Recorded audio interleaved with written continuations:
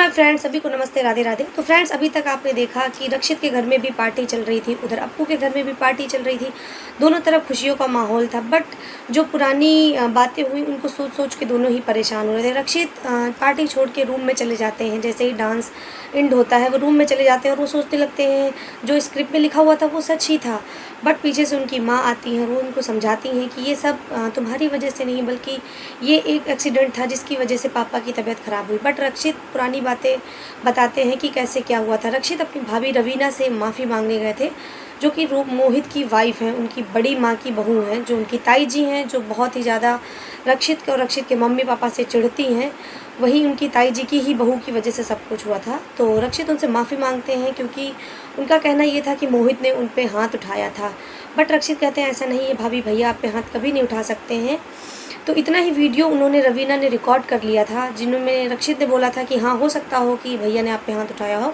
इतना पार्ट वो रिकॉर्ड करके पुलिस में दे देती हैं और केस फाइल कर देती हैं, जिसकी वजह से मोहित का अरेस्ट वारंट निकल जाता है। ये सदमा अरविंद जी बर्दाश्त नहीं कर पाते, यानी कि रक्षित के पापा बर्दाश्त नहीं कर पाते। वो बोलते हैं कि मेरा बेटा रवीना को मनाने गया है, वो घर आ जाएगी। बट पुलिस ऐसा नहीं मानती। वो बताती है कि रक्षित के स्टेटमेंट पे ही मैं मोहित को अरेस्ट कर रहा हूँ, जिसमें उसमें दिखाया जाता है कि रक्षित ये कहते हुए दिख रहे हैं कि भैया ने भाभी पे हाथ उठाया था, मोहित भैया ने। बट ऐसा कुछ भी नहीं था। यह सदमा बर्दाश्त नहीं कर पाते और अरविंद जी का पैर सीढ़ियों से फिसल जाता है, जिसकी वजह से वो नीचे गिर जाते हैं।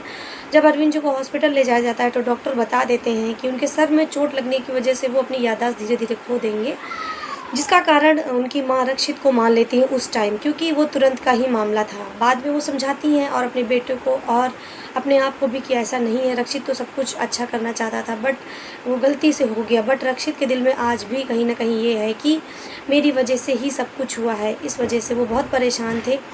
इधर रक्षित की जो ताई जी हैं वो तो सोचती हैं कि सब कुछ ही बर्बाद हो जाए।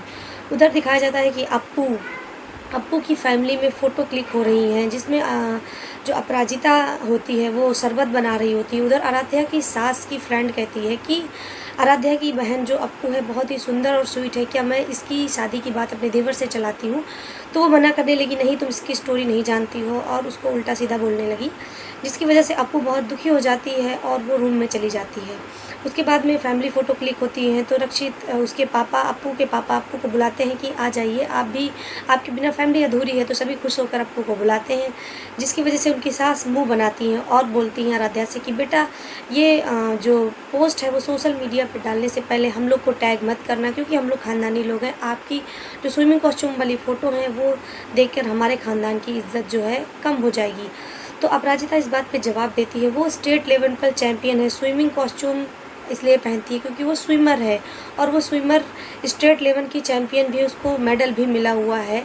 इस वजह से वो स्विमिंग कॉस्ट्यूम पहन के उसने फ़ोटो टैग की। ये बात अप्पू की जो आराध्या की सास होती है उसको बहुत ख़राब लगती है कि उसने ऐसा बोल दिया, और वो सभी से बिना खाए पिए नमस्ते कह के अपने बेटे को लेके चली जाती है, जिस वजह से सभी लोग अप्पू से नाराज़ हो जाते हैं कि अप्पू ने ऐसा बोल दिया। बट उसने सही बोला, उसकी बुआ और पापा को बहुत अच्छा लगता है कि उसने अच्छा जवाब दिया। बट आराध्या को भी नहीं पसंद था कि उसकी सास थोड़ा सा गुस्सा होकर चली गई, वो भी अप्पू से नाराज़ हो जाती है। इधर दिखाते हैं रक्षित के घर में मोहित को सब कुछ पता चल जाता है कि ये सब किया धरा उसकी माँ का ही है।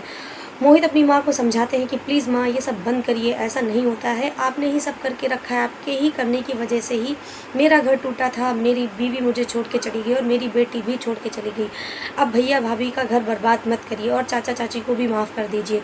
तो वो कहती है सारी प्रॉपर्टी तुम्हारी होनी चाहिए, तो तुम्हारे नाम पे होनी चाहिए, इसलिए अब तो तुम नहीं कुछ कर पाओगे, मैं अपनी भतीजी ईरा को ही लेके आऊँगी, जिसकी शादी मैं रक्षित से करवाऊँगी, वही इस घर का कुछ कर सकती है। तो क्या इसमें जो रक्षित की बड़ी माँ है वो कामयाब हो जाएगी या फिर अप्पू ही बनेगी इस घर की बहू? देखते हैं हम अपने आगे वीडियो में। तब तक के लिए सभी को बाय बाय।